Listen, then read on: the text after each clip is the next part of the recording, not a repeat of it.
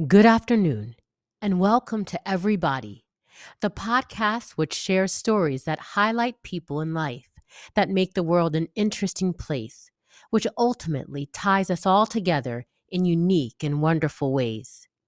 And who am I, you might ask? I would be the head wrap socialite, wife, mom, micro influencer in the fashion and etiquette world.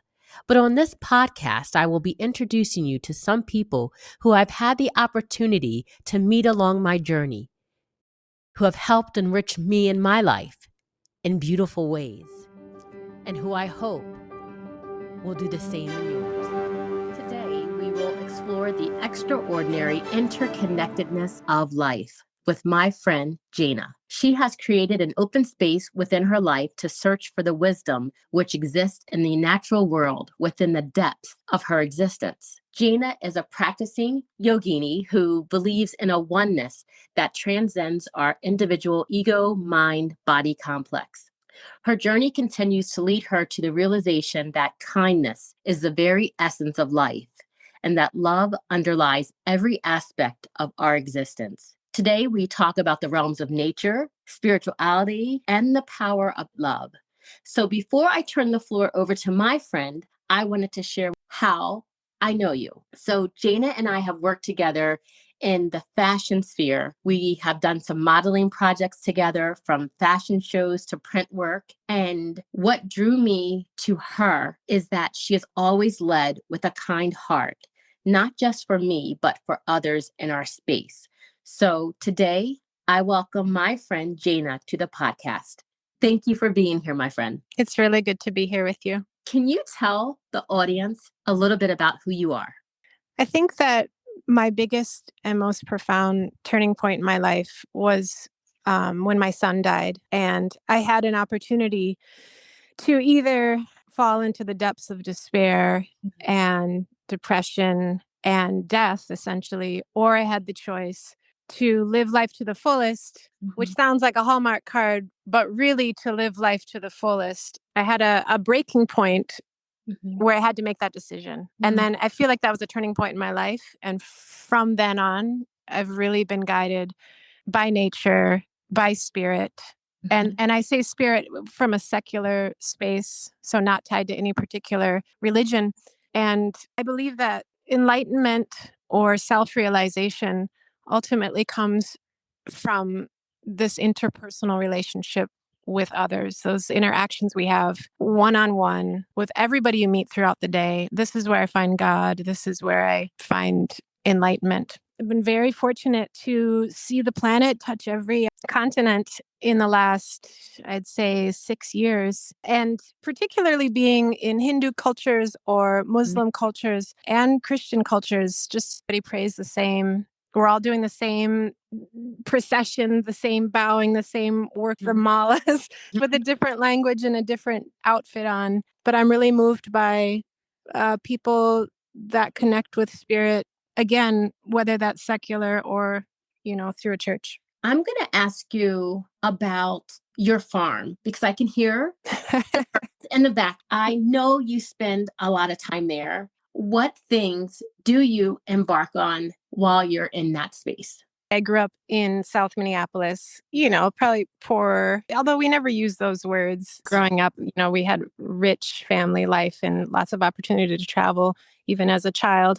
But definitely grew up in Powderhorn Park neighborhood in a small house, and wasn't a family that had a cabin. We didn't have land. We didn't, like a lot of my other friends had natural spaces to go to. So I would run around Powderhorn and play in the trees there. That was my nature experience. And luckily, my mom has always been fascinated with the Boundary Waters canoe area. She's definitely a wilderness woman and took us camping often. So being in nature is everything for me. Camp growing up was probably my funnest time as a child, being with the trees and everything. And I'm super fortunate to have 8 acres up here in Duluth, and my husband is a tea maker. So it's like a permaculture homestead. And he's also a herbalist, so he has a lot of passion around systems such as ponds and just the type of agriculture and plant work that feeds into the soil, feeds into symbiotic relationships. And so I've been lucky to learn a lot from him. And then I've Mhm. also done some coursework on my own about herbalism and Mhm. working with the land. So right now we have, CSA, we have farmers market. We grow a lot of the herbs for his tea business, which in fact, I just have to do a little shout out because if Yeah, you're for sure. familiar with Awamni, the restaurant on the river that just Mhm. won the James Beard Award downtown there for the best new restaurant in the country, they carry his teas. All their beverages are made with his herbs and his teas. So super proud of him for that. The thing about organic farming, though, is, we don't use pesticides or herbicides or fertilizers or things. So we have a lot of critters. We have a beaver that's moved in along the creek. We have skunks and all kinds of animals, muskrat and groundhog, like all these animals that have moved in. So that's been interesting. So you them be. They are just there. It's been a process for me being a city person, getting comfortable with Okay, I was that. going to ask you because for me, when you say you have a beaver and a muskrat in my head, they're the same thing. I was like, I gotta look this up. I will But say that one of the most incredible gifts we have is really pure water. The well we have, like when I take a mm, shower, the well water is so luxurious, and oh, I just really want that for people who are living in Minneapolis to have this experience of clean yeah. water. I was talking to another podcaster, and we were saying, how many hours from Minneapolis is Duluth? Not all people get a chance to experience the true freshness. Yes. And just what a blessing that you all have there with having the 8 acres and having fresh water and just being able to kind of separate yourself from city life every once in a while to have that place so that you can detox and Yes. also provide something back to not only the community, but to the environment as well.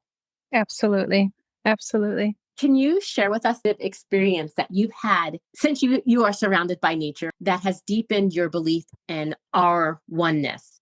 Absolutely. I feel like any human given the opportunity and the space to sit Mm. alone in the woods would come upon these revelations Mhm. as well. And sometimes we need some space. Some people need more space than others to really tap in. We have the fortune of being butted up against the University of Minnesota, Mm. like arborist fields and forests. So Mm. even though it's just 8 acres that are ours, we have a lot of roaming forest, quiet space that nobody's ever out there. So I watch my children taking, some space in the morning to go for a solo walk, and they always come back much calmer, much more patient, much more in tune. I see it in their demeanor, and Mm. I've experienced it myself.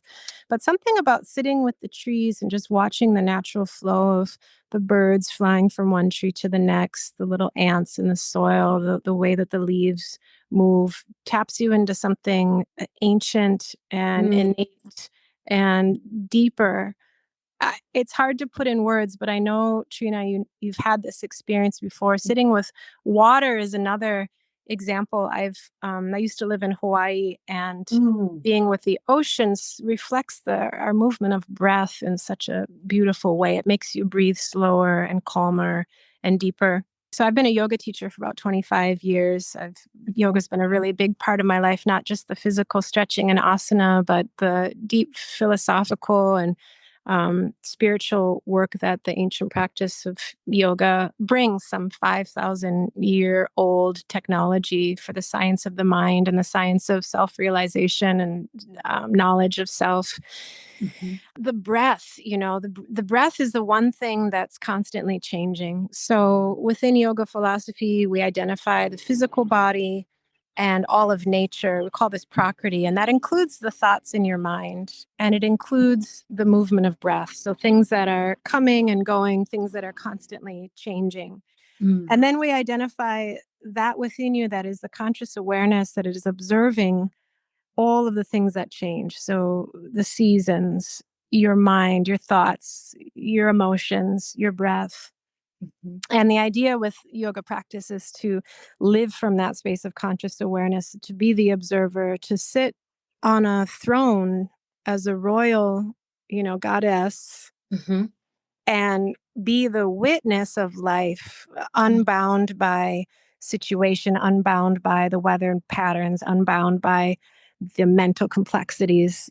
And something about sitting in front of the ocean, which you find a rhythm with your breath. It's such a deep meditation for me. That's beautiful because as you're saying that, I recently added into my yoga practice when I'm sitting on my mat, I think about my breathing and I've been focused on that a lot more. I can see myself in this space sitting across from myself as the ocean is going back and forth. And Mm. something so tantric, I think, and something just so beautiful. And I just keep thinking, why didn't I discover this before? And a part of me goes back to maybe it wasn't for me to discover at that point. The visuals that you give are so strong and Mm. you're very aware.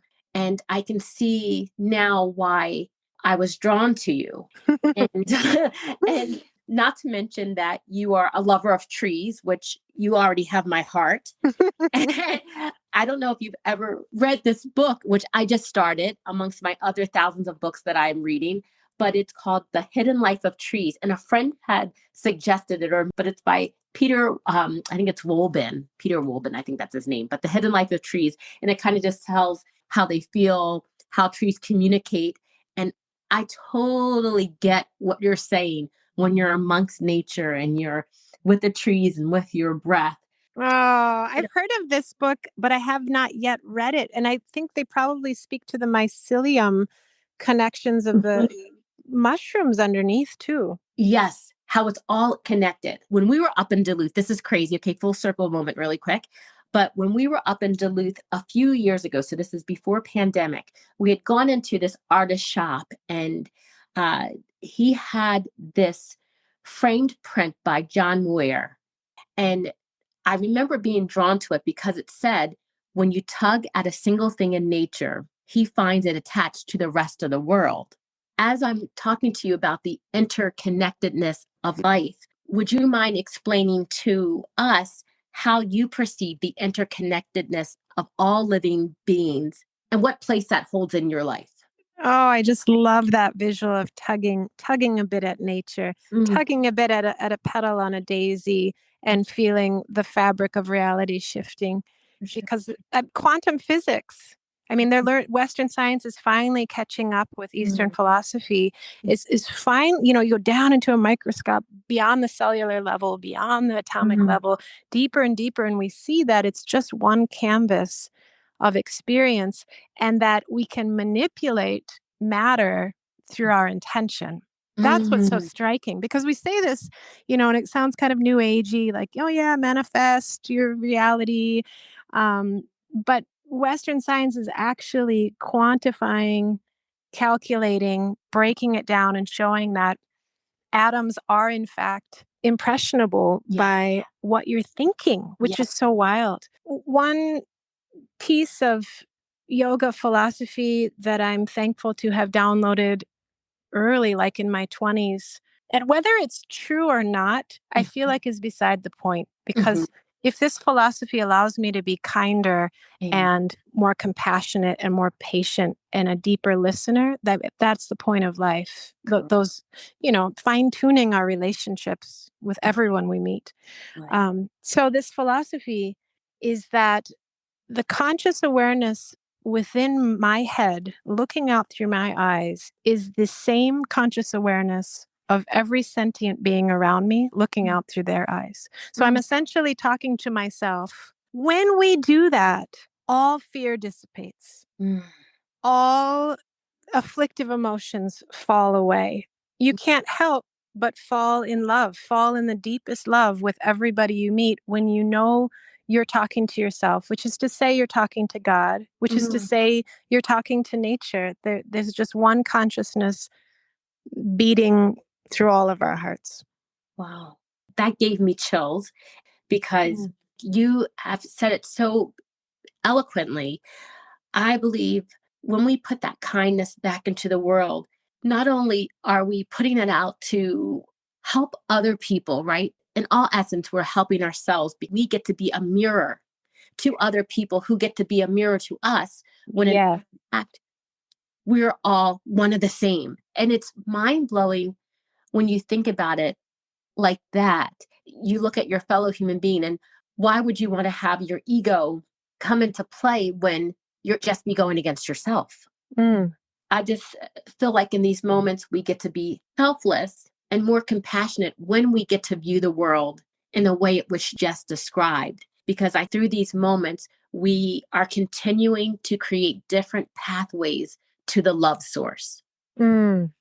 Well, also, just to add to that, through my world travels, I Mhm. really have realized that it's a secular experience. Like you can find that through every religion or through no religion, and it works.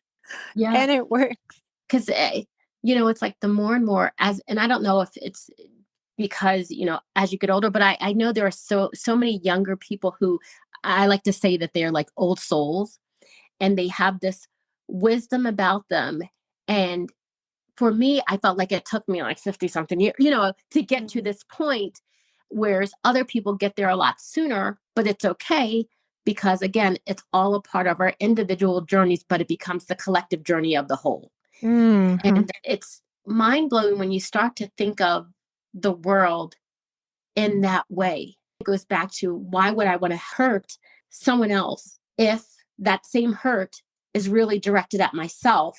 Because Yes. once we all get to a point, and everybody's on their different parts of their spiritual journey, whatever that spiritual journey looks like. But I really believe like once we get to that point of almost like you said in the beginning, it's an enlightenment and you get to see, ha ha, it's like, okay, this is where we're all trying to go if we're all open to this experience. Or there's only one of us here, and Mm, the moment I wake up, the whole mhm, world's gonna wake up.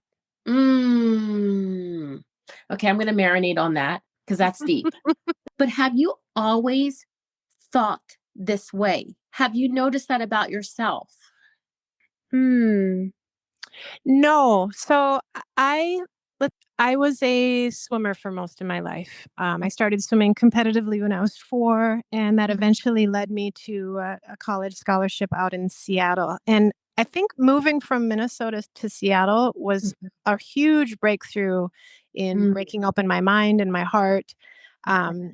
The Pacific Northwest, I met people I was not involved with in Minnesota. So hippies and Mhm, um, people living off the land and psychedelic people just fully blasted my mind open. And I feel like it was at that point that things started to shift, this idea that just even the concept of having an ego and mm, watching the ego experience separate from my divine self, mhm, which is my conscious awareness.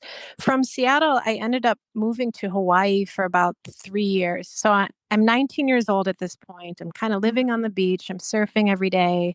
mm, Um, and I grew up, Trina, in a very scientific household. So my parents were like science people who believe in God. That's superstition. Those people are stupid. It's just mhm. science. And I remember going to Hawaii and meeting a friend. We were sitting on a cliff, and I don't know if you've been to Hawaii, but there's rainbows every day. I love it. Mhm, We're sitting on this cliff watching the ocean and there's rainbows. And I'm in absolute bliss. And I turn to him and I say, I've never been so happy before. I just feel like I'm at home. mm, This rainbow is blowing my mind. And he said, This feeling you're having right now, he said, Jaina, this is what people are talking about when they use the word God.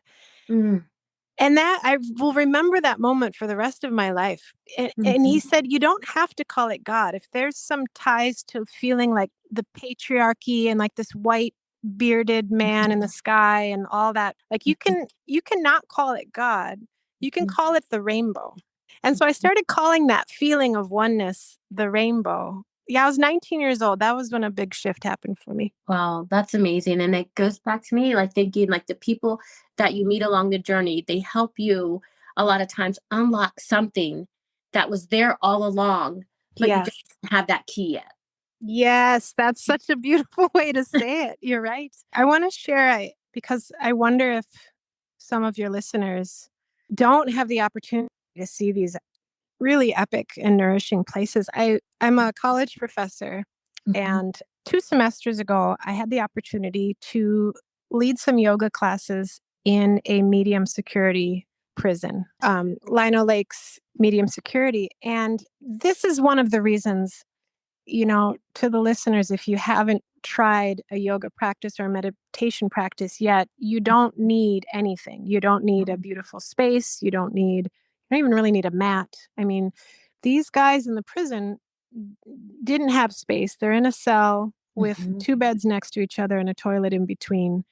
And I taught them about bed yoga. We called it bed yoga, where you do Mhm. your stretches and your meditation on the bed. We need not have the perfect environment Correct. to step into an enlightened state of being. Yeah. And in fact, you need not have the perfect teacher. You need not have the perfect environment. That Mhm. it's within us, and it's Yeah. it's kind of inherent in the essence of the foundation of who we are, that we go on this journey. I really love how a minute ago you said certain relationships will be the key to unlock whatever Mhm. evolution you're ready for, and to really trust into that space, to trust into life, to trust into the timing of your life. Hmm. I was thinking when you said that as well, it's the hidden gems. It's a book that calls you. And just like you could go and read a book and it takes you away from the place that you're in.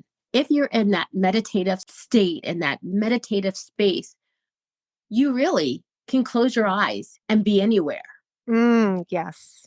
And divine oneness is coursing through them too. Amen. Thank you for sharing that and what you're doing to help others because that is important and to bring them a piece of humanity. Yeah, exactly. So thank you, my friend, for doing that and sharing with them. Mm. The one question that I that's kind of like tugging at me is how do you hope to inspire others to cultivate that deeper connection with the natural world and to embrace this idea of oneness? Yes. So I really feel walking the walk Mm. is the most important thing. I think Mhm. that has the most influence. And I think it's a domino effect. So the more, and this comes back to this idea that there might only be one of us here, this Mm. one consciousness. So if I walk through the world with really beautiful steps, with really regal Mm. steps as a goddess, Mm. moving through the planet in selfless service. So, not service to bolster my own ego identity, but service of nature. And if every interaction I have, like metta, loving kindness, how can I serve? How can I uplift the person in this situation? That does have a domino effect. Even Mhm. just smiling at somebody as you walk by them in the city, sometimes we just don't even make eye contact. But even just smiling and Mhm. connecting, you don't even know how you can change someone's day. So, teaching yoga classes and speaking about these philosophies are good, but I feel like the impact that I have is most powerful in my day to day choices to be in a space of selfless service. And it doesn't mean that you're not an activist. One of my early teachers, Sharon Gannon from New York City, she hit the nail on the head for me in this reminder that to be a yogi doesn't mean you're just passive, like spiritual bypassing, like everything's fine, Mhm. roses and rainbows, like Yeah. to actually stand up for what's right and to be an activist, but to do so with compassion, knowing that everyone is doing the best they can with what they know. Mm. So speaking truth and speaking light into injustices is to be a yogi. Something else that comes to mind, because I do have a lot of children and I'm around children often, especially in the last couple years, I've Mhm. really reoriented and dedicated my life to enriching their lives. Like, I want my purpose in life right now is to help save the bees. And that comes Mm. with the gardening. Mhm. And to enrich the children's lives, because every moment makes a difference in teaching them. I have an opportunity this fall. A friend of mine, Chance York, and I, and Aaron Lipkin, some real movers and shakers in Minneapolis with youth sports and yoga. We're starting a nonprofit called Peace and Practice to bring yoga teacher training, college credit, gym credit, and career training to kids in high school. Oh, that's wonderful. We're working on grant writing right now, but we've been doing strategic planning for this for about 2 years. We're very, very excited to hopefully pilot with North High School this fall and get it started and connect kids, at this critical age where, having a trade right out of high school is being able to make money doing something that you love that is making a difference in other people's lives is so valuable. For sure. And not only that, but you're paying forward of all the information that you have to help kids along their journey earlier than maybe they would have even begun to think about. And that in turn changes the sphere in which they live to promote compassion and self-love. And that will change a whole new generation. And I would love to see once this program starts, what these kids end up doing. They definitely, have a jump start in changing the world. Yeah, I believe it. How wonderful, my friend. Is there anything that you don't do? Okay, that's going to be my name. I do a lot of things. But you, my friend, are just super magical and just so much knowledge and wisdom. And like I said in the beginning, you notice when somebody has that compassionate heart and that compassionate spirit. And when I first noticed you at one of our gigs, first of all, not only are you strikingly beautiful, but you're generous. You're generous and you share information. And just a side story, if you ever have a map, but you don't have a map, you think you know what you're doing, but you don't, Jaina is the woman for you. Like, she will get you to where you need to be on time, in the right in the right space, in the right state of mind every single time. She's just that. Well, and Trina, thank you for your beautiful words. I also want to point out that you see me because you're cut from the same fabric. You see we value the same things, and this is why you see this in me. So thank you for the work you're doing on this planet. Oh, I love you, my friend.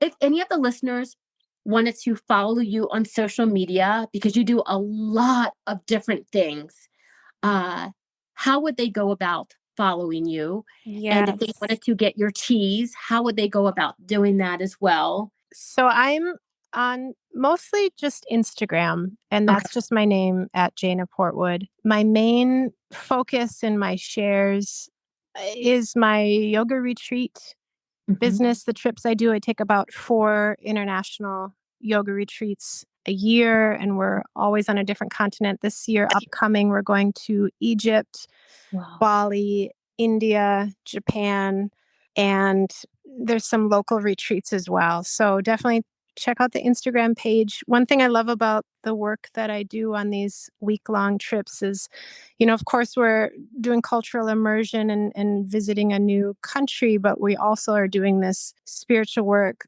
yoga philosophy, conversations, circles, journaling. And I really find that people come back from the experience and they feel that they've shifted something really profound and big. So it's a vacation, but it's also a really, really rich experience. And it's always awesome, beautiful, all ages. I mean, I get women in their 70s, I get men in their 20s, like it's literally all ages. So I encourage listeners to check that out. You can find my website and everything through the Instagram. And then the tea is called Anahata Herbals. There's a website for that. Yep. And how do you spell that? It's ANAHATA, and then herbals, HERBALS.com. Perfect. And so we can go on there and grab some teas as well. Yes. And my website's belovedretreats.com. Okay. First of all, I'm going on the website now and I'm going to grab some teas because, I'm a tea aficionado. And I'm also going to check out Beloved Retreats. to check out, the different retreat offerings that you have. And I am hoping one of these days that I'm going to be able to join you, because I know that it would be just an enlightening experience and a knowledge-filled afternoon and weekend and experience. And anytime that I get a chance to spend with you, yeah, I'm down for it. Thank you, Trina. It's great to talk with you. Great to talk to you too, my friend. And I would just say, until the next time, may all of our hearts be open, and may we all find harmony and the oneness that unites us all. And thank you, friend, for being that guiding spirit. Oh. Love you. Love you.